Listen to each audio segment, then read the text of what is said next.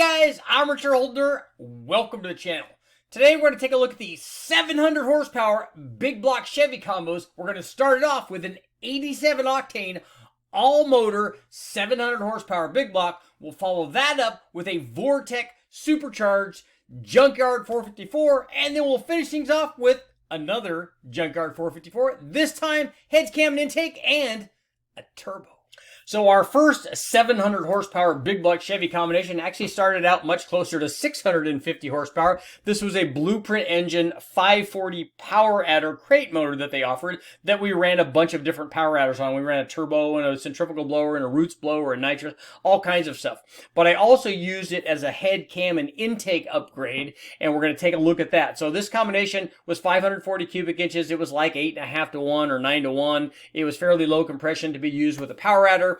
It had their as-cast aluminum big block Chevy heads on it. We also ran it with a 454R intake manifold, basically a Victor Jr., a 950 Holley, an MSD distributor, our 2¼ inch hooker long tube headers, and run in naturally aspirated trim. This thing produced 649 horsepower and 629 foot-pounds of torque. And here's what happened when we added a set of Airflow Research 357 heads. Again, we weren't anywhere near taking advantage of what those heads had to offer, but that's the heads that I had for this upgrade. We added a much bigger camshaft and a Super Victor intake with a 1050 Holley. So you can see here, we picked up quite a bit of power by going to bigger heads, more cam timing, and the Super Victor intake manifold and 1050 Holley. The camshaft change was pretty good size. We went from the Extreme Energy, or not an Extreme Energy, but it was a solid roller camshaft that Blueprint used, which is basically the Comp BR314 camshaft. That camshaft was 652 lift, a 255, 262 degree duration, and 114 degree lobe separation angle.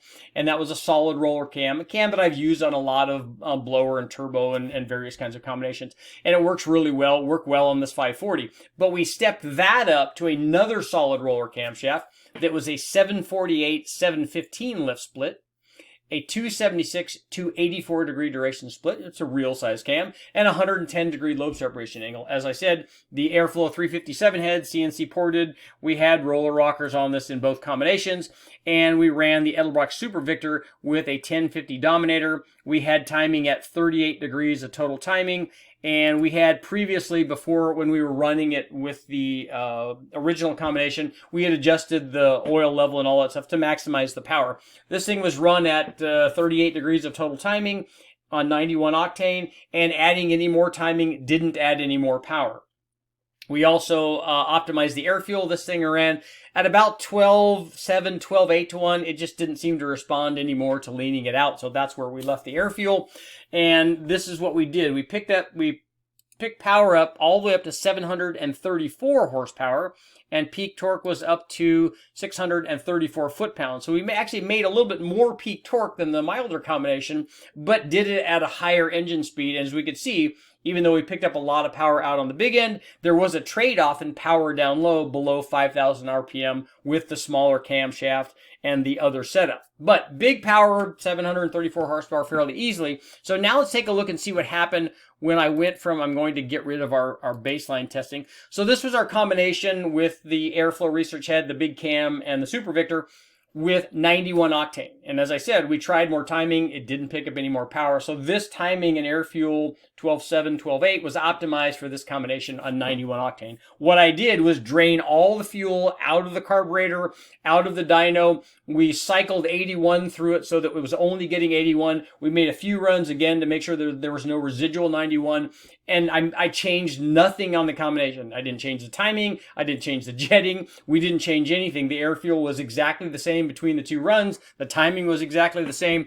And this is what happened when we changed from 91 octane to 87 octane on our low compression big cam 540. Basically saw no difference. I mean, we have some minor difference here that are like 3 or 4 horsepower. But essentially, because of the low dynamic compression, we have good heads, a good chamber design, all of that stuff. This combination will easily make over 700 horsepower, 730 horsepower in this case, on 87 octane. Kind of cool. Let's get to our next combo.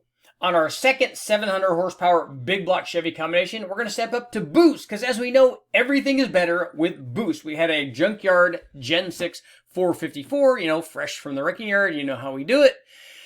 In this combination, we added a camshaft and put springs in the stock oval port heads on the Gen 6. We put a Comp Extreme Marine 284, which was 547 lift, a 230, 236 degree duration split, and 112 degree lobe separation angle. If you're going to run this kind of camshaft, make sure to check piston to valve clearance.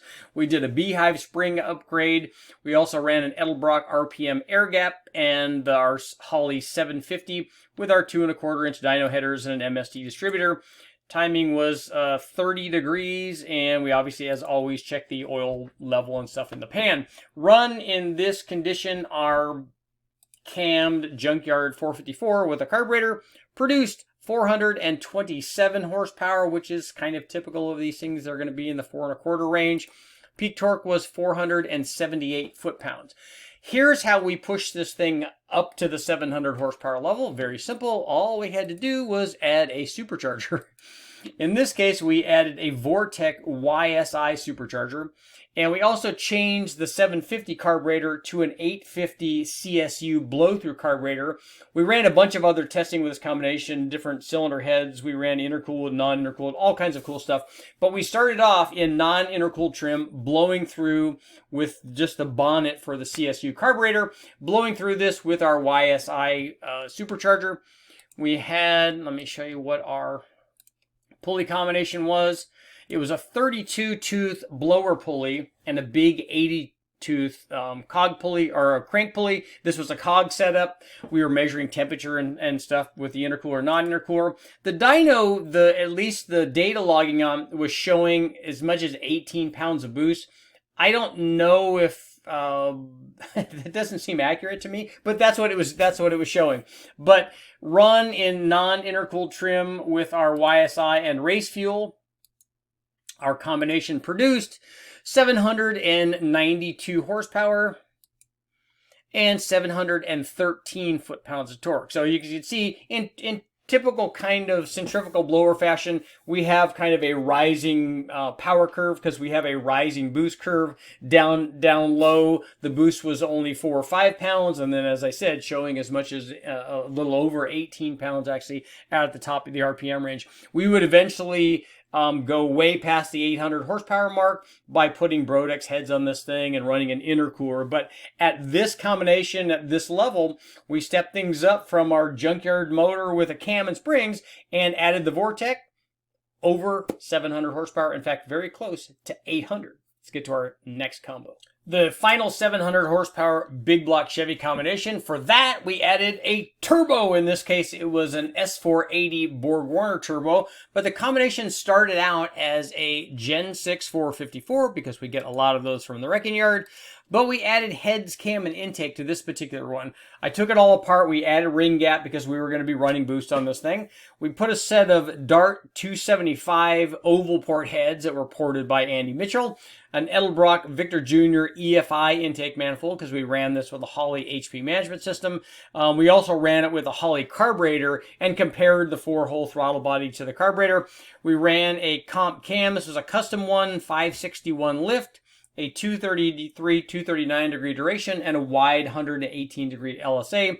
The combination also had 1.7 the cast aluminum low dollar roller rockers on it. We ran our 2 1/4 inch headers, an MSD distributor, and this is showing that timing was at 39 degrees, but I don't think it was that high. We've never run that high on a Gen 6 454. I think it was much closer to 29.